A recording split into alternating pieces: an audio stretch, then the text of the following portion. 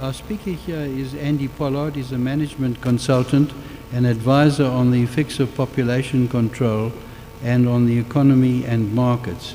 Andy speaks around the world on the crisis of depopulation in Western society and the impact of contraception and abortion on world population. Mr. Andy Pollard. Thank you very much.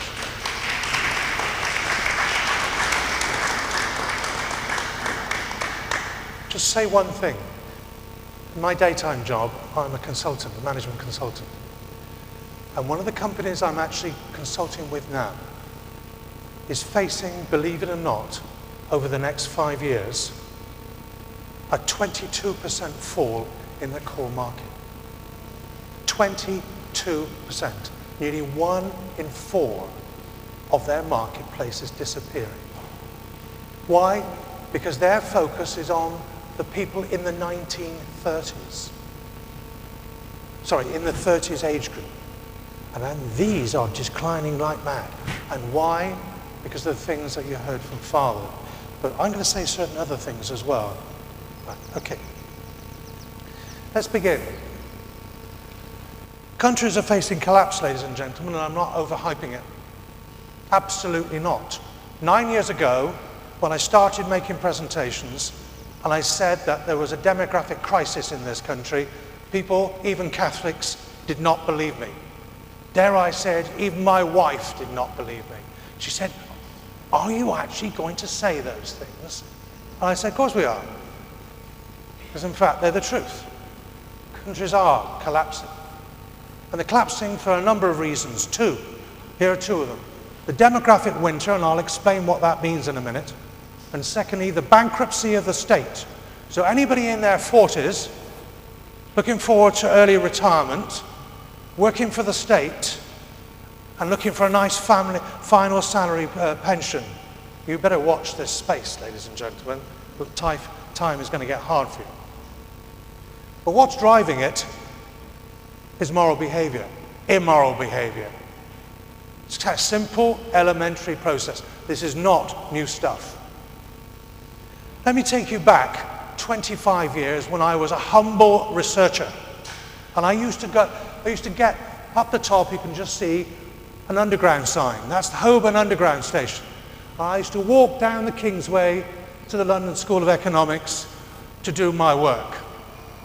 And standing on this corner here was a man dressed it all in black with a big placard. I always avoided it. I was embarrassed. I was stupid. This is what he had on his placard. The wages of sin is death. First, in my stupidity, I thought, oh, that's wrong grammar. Is, can't be wrong. It should be are. No, it isn't. It is. The wages of sin is death. And I thought, what a lot of nonsense. And it was only later on when I actually got down to the figures and did the research, then suddenly, boom, I thought, you're right, after all. And I wish I'd picked up some of his leaflets. I never did. It's too late now. Of course, this has been seen before. In 1917, in July, Our Lady of Fatima said these words, and everybody assumes errors to mean political communism. She didn't say political communism. She said errors. And what were the errors of Russia? The first country to bring in divorce, the first country to bring in abortion, the first country to bring in legalized contraception, the first country to attempt to bring up children out of the family. Errors. Errors that we see in this country today. There's another one. Because there's not just sin. The wages of false religion can be death too. Contentious but true. Because everybody's got a religion. You've got a religion, you have. Not always what we say it is. I say I'm a Catholic, but in my life I may not be a Catholic. Or maybe something else. My real religion may be a lot sleazier and more hidden than being, as it were, a well-meaning Catholic. We've got a set of ideas, thoughts and opinions about the real world. A lot of our children are theoretically Catholics, but not. They go to the Catholic school, they go to Mass on Sunday just. But are they Catholics? But all of us have a set which drives our behavior, which has consequences and costs. And these costs are not just on ourselves, but on other people too. For instance, do the ideas of a person's real religion conform with reality? Are they fantasies? They're not realities. Do they produce insanities with people thinking that good is bad and bad is good? Are they deadly ideas that kill us? There's a lot of people today have got all kinds of crazy notions about things that lead to their death. Death. And do they lead to violence? B, is a person's behavior in harmony with this reality about ourselves, others, and environment? Are we trying to do something really we're not made to be? Do we have good or bad lifestyles? Are we, as it were, responsible for irresponsible behavior? Unsustainable behavior? Are we violent, immoral, lazy? No one talks about that. With 3.5 million people in this country who don't do any work at all. They're not all ill, and they're rising every year. Another 250,000 in the last 10 years. Not a statistic the present government likes to bandy around. Selfish, indulgent, gluttonous. All kinds of real religion things. And see, there are always consequences. You see, a lot of people don't realize that whatever they do in secret has a public effect. There's a personal aspect to things, but also a social aspect, a social sin side. Someone always pays. May not be us, someone else. And you're going to see the awful consequence that we have heaped upon other people. Someone bears the burden. Who is bearing the burden of the demographic winter? Who is causing the bankruptcy of the state? And let me tell you now, the experts think it's going to happen very soon. All religions are not the same. There's some diagrams missing here. Different faiths have different values, benefits, costs, and consequences. I had some photographs there of a little girl with a placard in front of her, holding a placard, a little girl from India, that says, "End to female feticide." What's female feticide? Female feticide is the term they use in India for killing the girls before birth, because they don't want girls.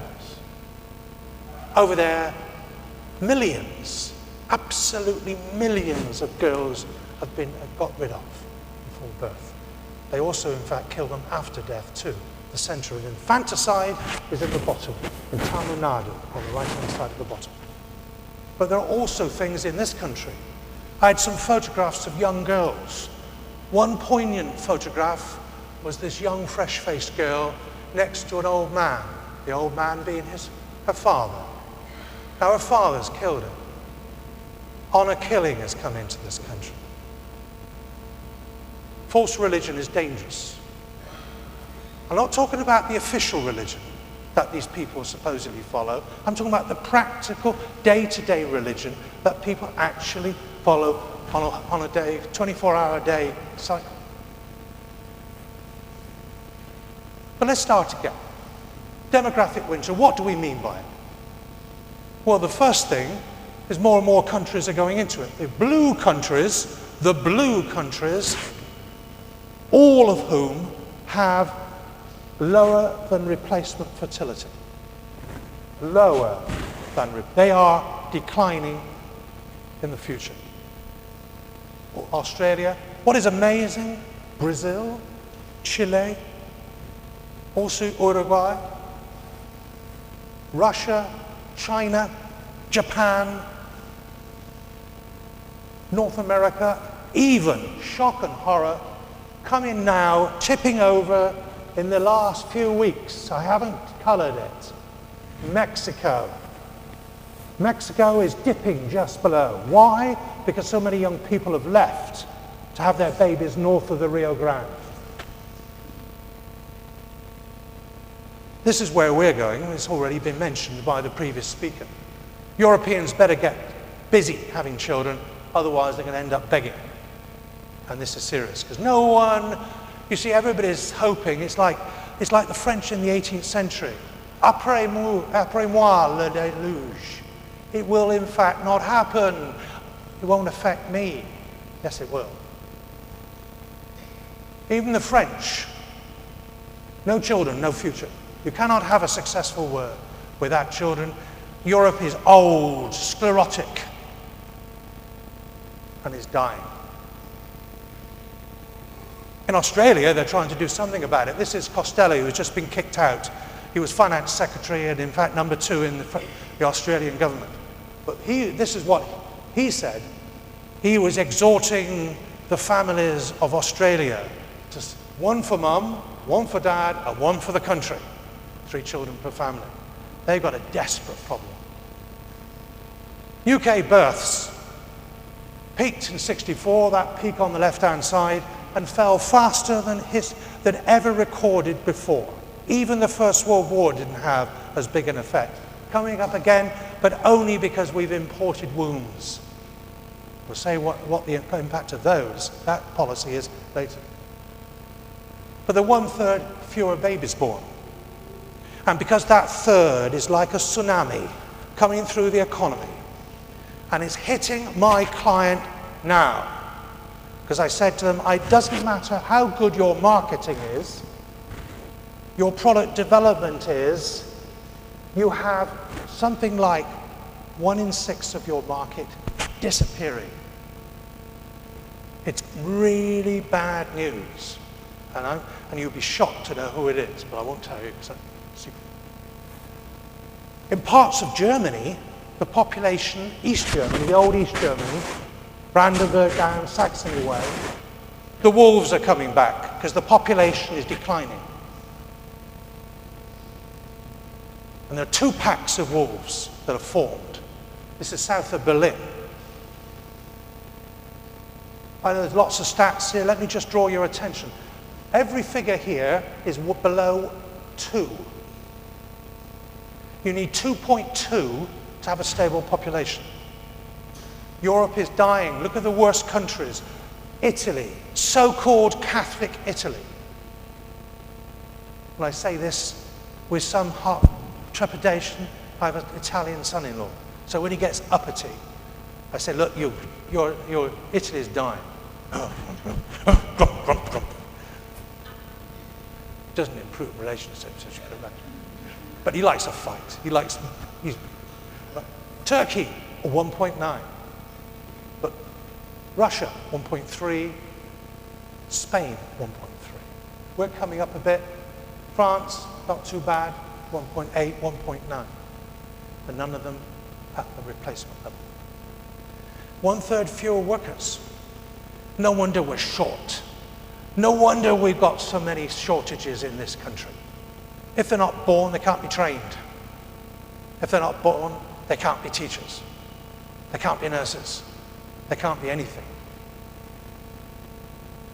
And what's happening is fewer taxpayers are supporting more elderly. You know what the real statistics are? The ones they don't publish. They say, oh, at the moment it's 4 workers for every retired person. Not true. What you should say is how many people paying tax to those people receiving tax. And the situation is almost 1-to-1 now. What we're going to end up with, ladies and gentlemen, I predict, is intergenerational conflict between the young with their burdens and the elderly who want their early retirements, who want to follow their dreams and go off to the nice places that the television shows show is so wonderful. having retired at less than 60, on 3/4 index-linked pension. Oh, you public sector people, how wonderful it is. Don't worry, I used to be in the public sector, so I'm shooting myself in the foot as well. Higher taxes will result. Lower levels of healthcare, they're happening. The working class haven't got the education in them to negotiate their way through the barriers inside the National Health Service. They don't get the service. It's already declining for a lot of the poor. And lower pensions too. 1/3 fewer buyers of goods and services. Yeah, dead right. That means there's a lot of companies in a bad way. 1/3 fewer potential mothers. Because in fact, average age of birth is 29. What's happened 30 years ago is then happening now. We've got fewer mothers, or potential mothers, so there's less children. And that goes on, because it's a wave after a wave after a wave. Because it just isn't a one-off and, oh, well, we'll get back to normal, won't we, next week? No, we won't. It's a desperate situation. So why did they fall? And they fell by 32%. Anybody from Germany here? 38%. Spain, as bad. First abortion, 6 million of them. What is this stuff, by the way, just in case you're interested? This is a manual version of how most abortions, or the kit used for abortions. Cannulae, vacuum aspiration. You create a suction, what you do is you turn the valve, pull, and that creates a vacuum. Cannulae, enter the mother, turn. That's how it happens, except it's electric. The number of being killed by abortion is just colossal. 4 times the number of people killed in the wars. And look at the abortion rates and the percentage of pregnancies aborted. As you can see, Ireland's 10%, Britain 20%, Russia 50%. Why? Because most women in Russia use abortion as a contraceptive. 5, 6, 7 abortions in their life. There are women in this country too, small number. But all of Eastern Europe, except for Poland, desperate problem. The second most powerful economically country in the world, Japan. It's a semi-secret, but I got it out of an academic in Tokyo. Births, 1 million. Deaths, just over 1 million. Abortions, about 1 million, nobody knows. As a result, guess what? The second biggest economy in the world has a falling population because they don't like immigrants, and so the number of immigrants coming in is small. They're in desperate trouble. And Japan is basically dithering. If we think Mr. Brown is a ditherer, which he probably is, the Japanese government is dithering. They don't know what to do about it. Russia, 1.5 million births, 2.5 million deaths, 1.6 million. By the way, that's much lower than it used to be under communism. It used to be 4 million. Russia is dying. Mr. Putin can spout and prance, but his country is dying. The number of people that will be going into his workforce, going into his armed forces, flying his planes, they're not going to be there. They're already desperately short of people and reliant on hated ethnic minorities like Chechens to keep parts of their economy going. This is the figure estimated, I'm sure nobody knows the real figure. There's been 500 million and 30 to 50 million a year. You just can't do that without it having an economic effect in the long run, as well as a short one. In India, as I've mentioned already, 40 million are missing. This is not my figures, not Catholic source figures, these are the Lancet. The Lancet is in fact the official journal of UK doctors. UK doctors. Over there, female feticide is a danger. Such is the danger of what happens is this. Imagine this. You're in a village. Say this is a village in India. Along comes the van. The van. What's in the van? It's a mobile scanning device to see where to scan the base. Excuse me, making you pregnant. Hope you don't mind. But you're pregnant, and they come along, and you want to know the sex. Go to the scanning machine, and you're not legally allowed. I'm a doctor. I'm not allowed legally to tell you. The government bans it in India. But a wink. If I wink to your right, it's a boy. To your left, it's a girl. Right? All this goes on. It's serious. Because they caught some doctors doing it recently and sent them to prison. But they haven't caught many of them. And what happens is they don't like the girls. Why? Because they cost a lot of money. There's an Indian saying that says this: having a girl is like watering your neighbor's lawn. So they don't have, so they're shorter. I can even tell you which religion in India kills their girls most. Why? Because the government tells me so. Why? Because you can see the ratios of births. You can see which one the girls are shortest. There should be about 1,060 boys for every 1,000 girls. The ones that kill the most are Sikhs. There's only 20 million of them. Second, the Hindus, particularly middle-class Hindus. 3, Muslims, much less, and not at all, as far as the figures show, the Christians. In China, 60 million, well, some say 80 million females missing. What they're doing now is they're sending parties from northern India, northern China, to the south. So they're doing what they call rustling females. In other words, they capture them. There's Kyrgyzstan. If you know anything about the way women and men get married in Kyrgyzstan, a lot of the women are captured and then married. It is the way. Women actually, in fact, will be standing by a bus stop, as it were. Someone will come along and will grab them, and that will end up in marriage. But in China, 60 million females. Over here, contraception and sterilization. We've lost about 6 to 7 million. It's dead easy to work it out. Just simply keep the birth rate constant from 64 onwards and look at the gap. Take away the abortions, and contraception is roughly what you've got. You don't need to be too exact.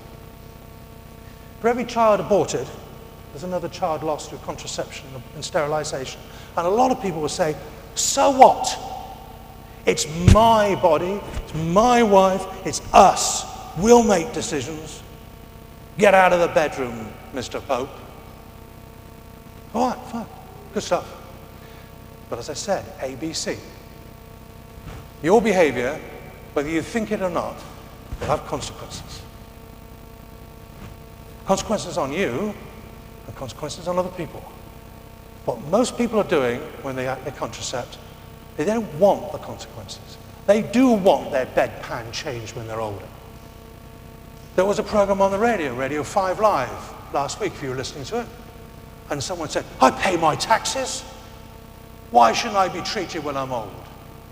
And the answer is, it's not just money doesn't change your bedpan, unless you're buying in nurses from abroad, and you shouldn't be taking them to third world countries anyway. Money does not change your bedpan, hands do. And if you haven't had the hands, there's no one there to do it for you. So what's driving abortion and contraception?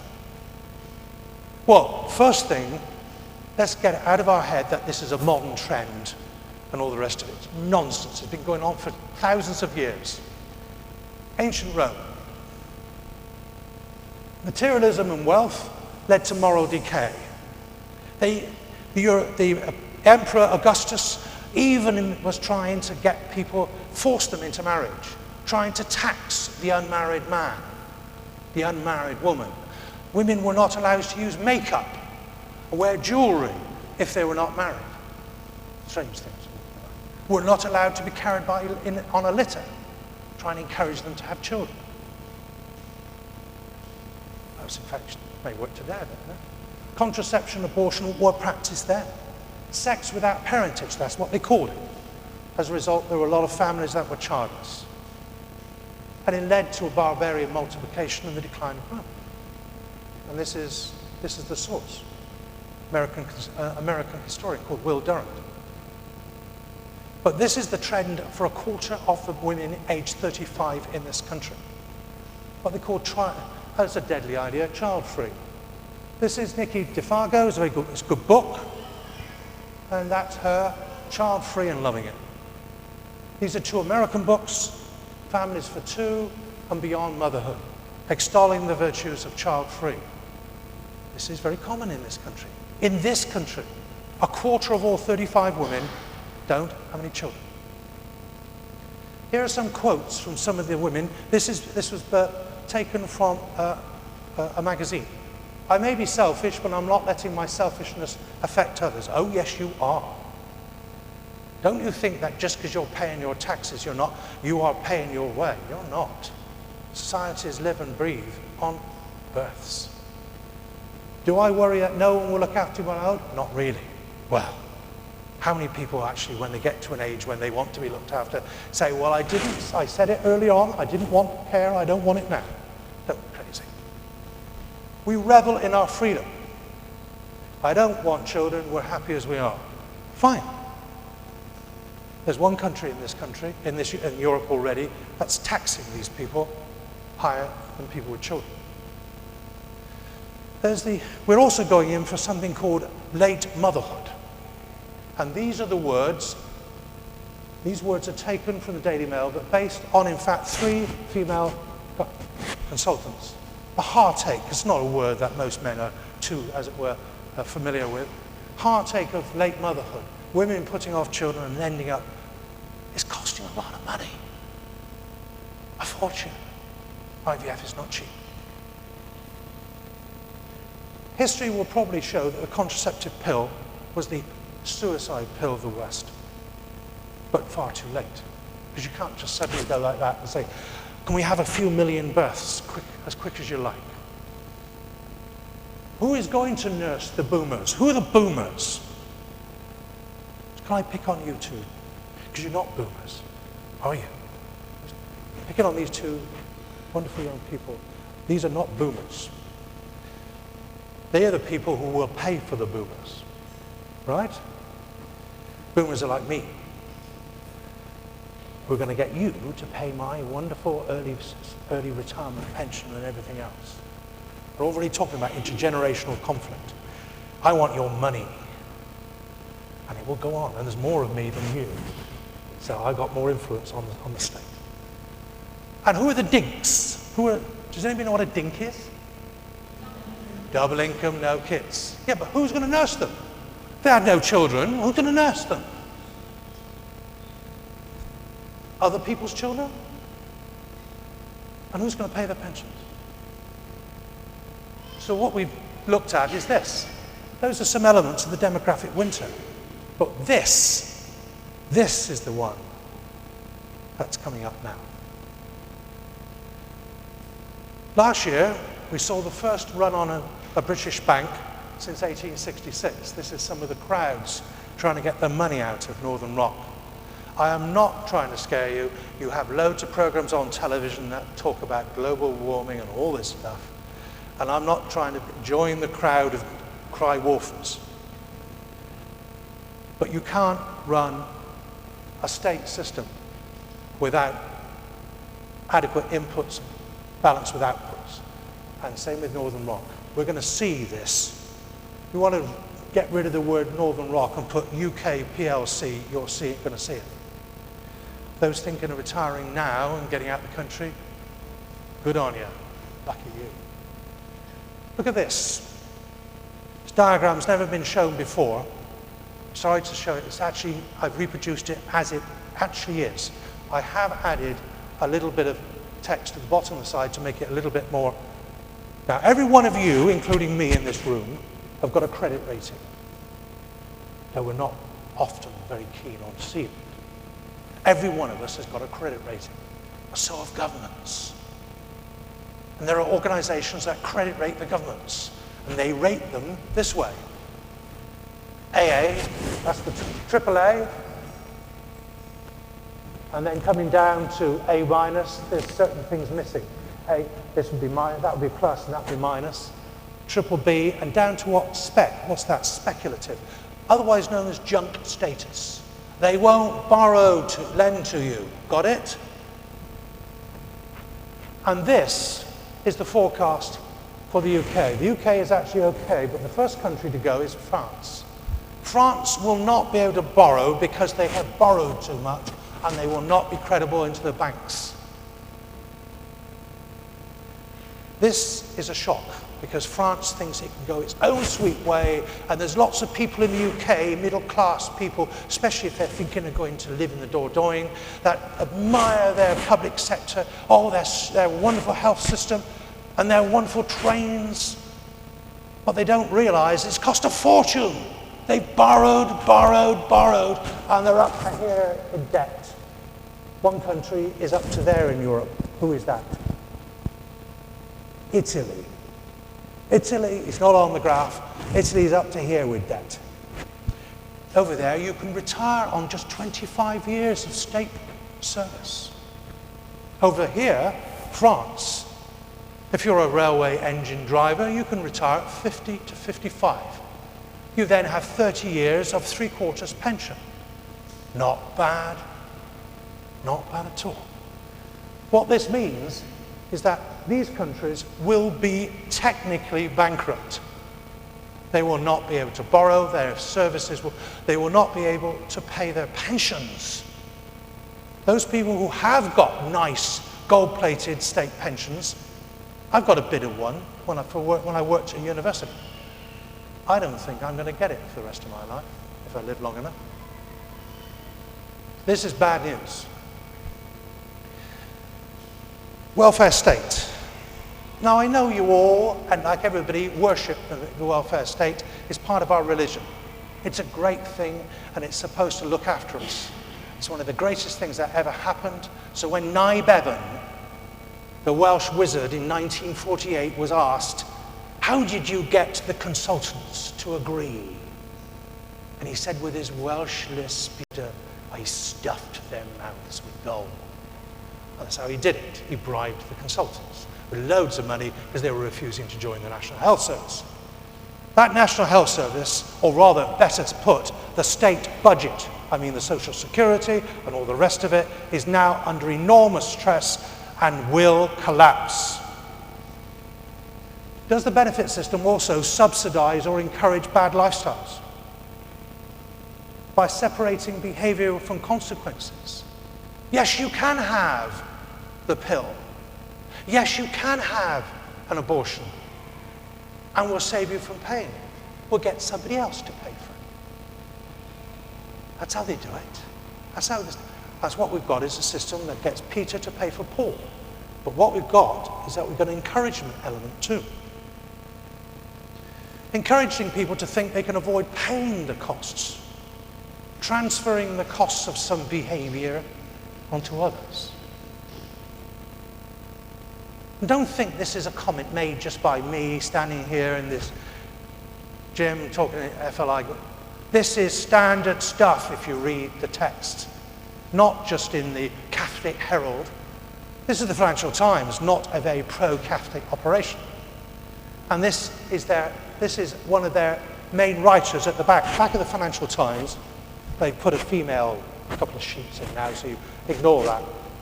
There's a sheet before it where they have a couple of the key experts, Martin Wolf, Stephen. They're the thinkers. Long articles. This is where it comes from. The ultimate selfishness. Baby boomers reluctant to have enough children. So what's happening is that not only are we expecting you to pay for us, we haven't produced enough children in the first place. So have more children, please, and be poor as a result. So you're paying big taxes and going to have more children. But who's going to pay for their selfishness? Obviously, they don't want to, do they? I don't want to pay for my selfishness. I want you to. Who pays the costs for teenage sex? Huge costs. Financial costs, other costs. Big, big costs. Father Marx, who started HLI, said one thing I've never forgotten. He said, sexual sin is very expensive. Teenage sex, one-parent families, enormous expense goes into that. Enormous expense. Think of the budget. You're not as much going in because few of them are working. They're taking a lot out. I'm not saying a huge amount. I'm not being holier than thou. Not at all. I'm talking about just money. I'm an old economist. And I'm just saying, from a money point of view, it's not sustainable. The cohabitants, there's costs for them because their relationships don't work as well as marriage. And we're creating an underclass. Any of you read 1984? It's about the underclass, the grey underclass. We're creating in this country a grey underclass. It's not married. What about the drug takers? Who's paying for them? The people with STIs. Huge numbers, millions. 6.5, 7 million have gone to what used to be called VD clinics in the last 10 years. Huge numbers. Who's paying for all this? Smokers. I know. When I've been paying the taxes all the years. They cost a lot, these cigarettes. Not enough for all the costs that your lower output, your greater tendency to go off work, your greater tendency to be ill, your earlier death, all the rest of it. Your hospitalization, your many operations. Who's paying for that? Not you. Binge drinkers, who are paying for them? The obese. There's lots of parts of many people's practical religion is costing a lot of money. This is the man who got in the news a couple of weeks ago, Judge Coleridge in the family division. The collapse of the family, he talked about, the family life in urban areas in meltdown. Not every broken family produces dysfunctional children, but almost every dysfunctional child is a product of a broken family. See, families are actually cheap. They produce children that are reasonably decent, cheaply. Doesn't cost the state a lot of money. All those years, Claire, that you got up in the middle of the night, I'm picking on you because your husband was busily snoring like I was, right? But you were getting up and looking after them and getting them, educating them and all the rest of it. That's cheap. You weren't being paid for it. Fornication, premarital sex, sex after marriage. Who pays for that? Huge cost. First of all, one cost, you get these things. Things like gonorrhea and AIDS and HPV, increased deaths. Huge numbers. Chlamydia, the most common STI of all. Over 10% of young people have got it. So when you go to church, look around, if there are any young people, 10% have got it. Because the Catholics are no better than anybody else.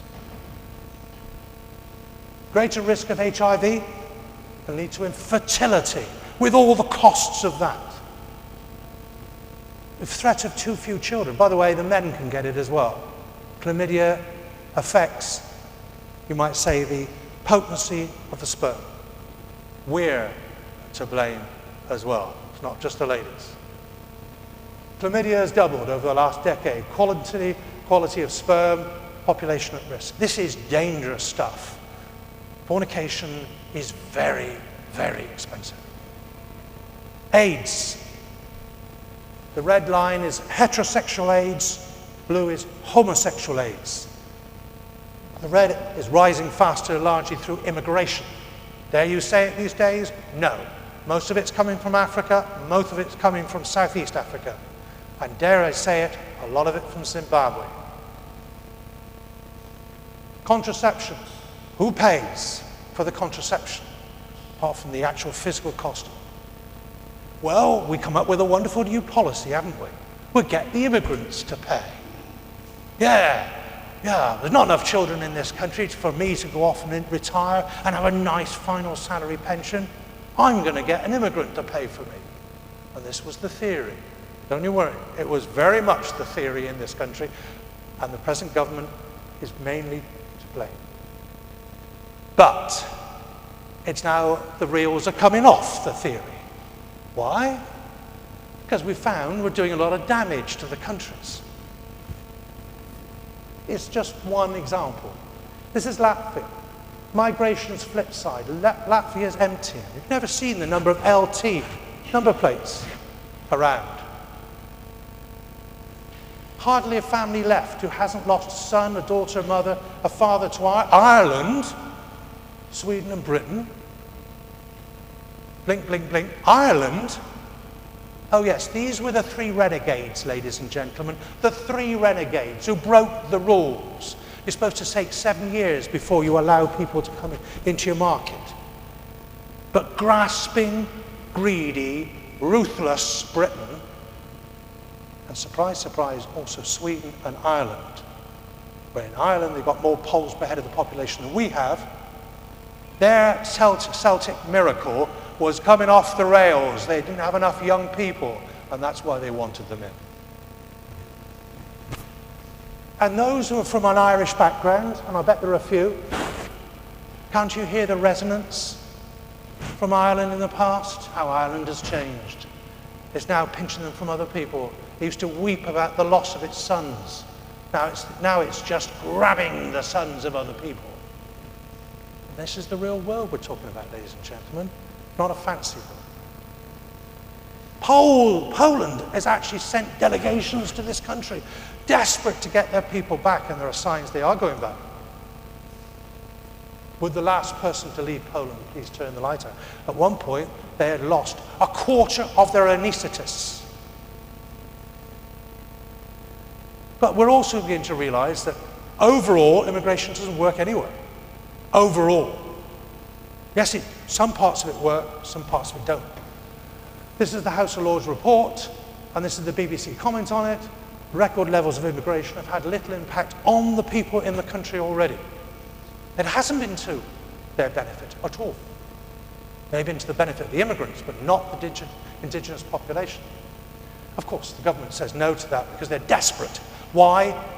The government is desperate because their National Health Service will collapse tomorrow without immigrants. They're desperate, they're desperately needed, and their teachers. But there's also, in fact, a backlash in the population. This is the survey, they didn't make a lot of it, the BBC's own survey of immigrants. About immigration. In brief, these diagrams are showing that most people think that immigration will increase tension between different races and nationalities. It will lead to violence, and about half of them want people to go back. That's the truth. I'm not saying it's the right thing, I'm saying that's what people are saying to pollsters. So in fact, immigration is leading to a backlash, and in any case isn't working, and also is unpopular. But who pays the costs for the unemployed immigrants? Fine, nothing wrong with it.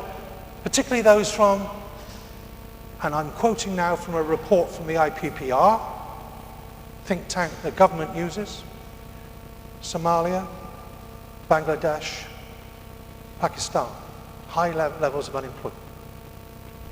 Cousin marriages, you know what cousin marriages does? Any doctors here?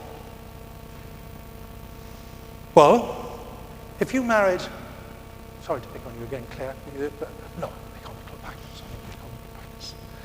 If you had married one of your cousins, right, as a lot of people do in those countries I've just mentioned, what happens? What do you more likely get if you marry your cousin than if you don't? You start getting genetically diseases. I can't even pronounce them. My wife could. She was a nurse. I can't pronounce them. Too long. I was just an economist. UK-born terrorists. Who's paying the cost of looking after them? 3/4 of them MI5. I'm into business intelligence.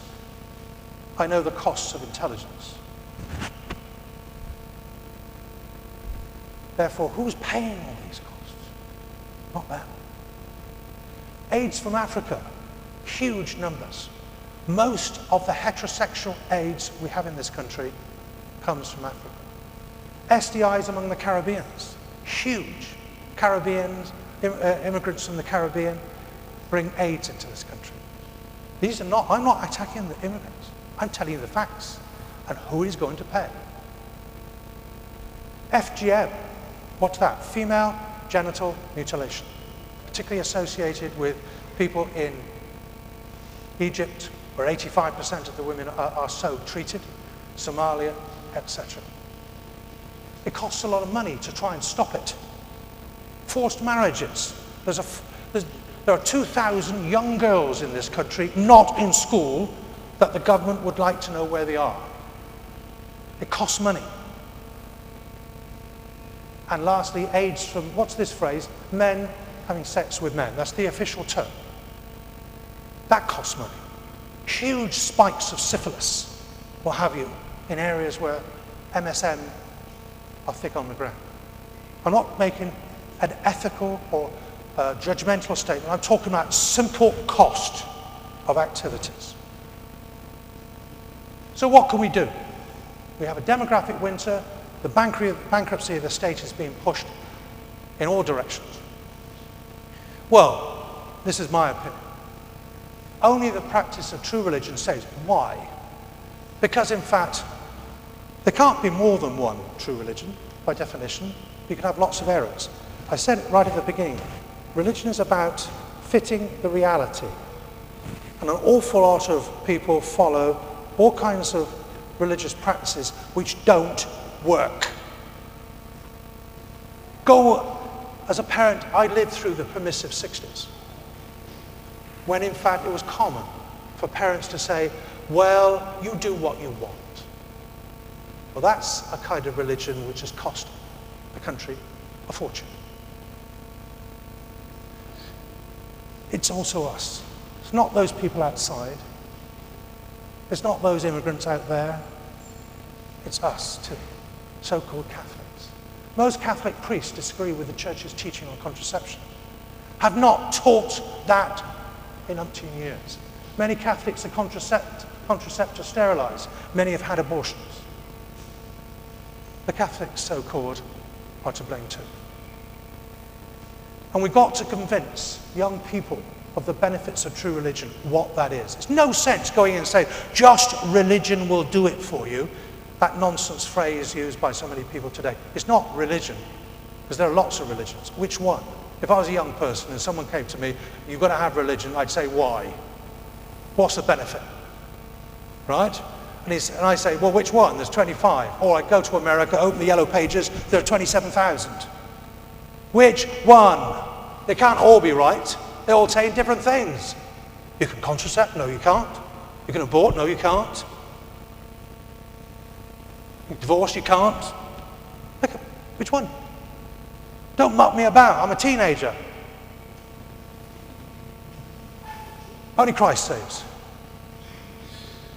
And there's only one true church.